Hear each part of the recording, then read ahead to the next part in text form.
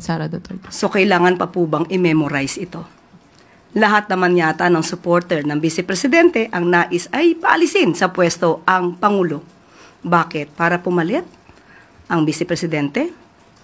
So, option ba ito?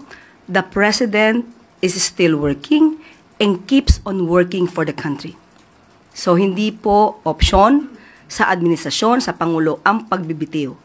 Ang Pangulo ay matapang, nahaharapin kung ano man ang suliranin ng bansa. At sila mga nag-iingay, sila ay ingay lamang. Follow up lang, ma'am.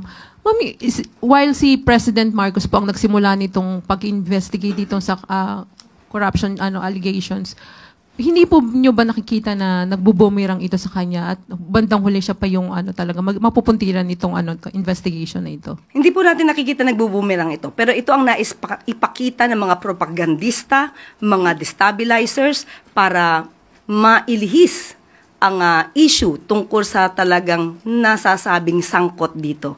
Mga sangkot na nanais na makaligtas at makalusot. Dahil kapag nawala ang Pangulo sa kanyang pwesto, malamang muli magiging maligaya ang mga nasasabing sangkot dahil ang susunod na liderato, ipagpapatuloy kaya itong paninindigan ng Pangulo na sawatain at pugsain ang korupsyon.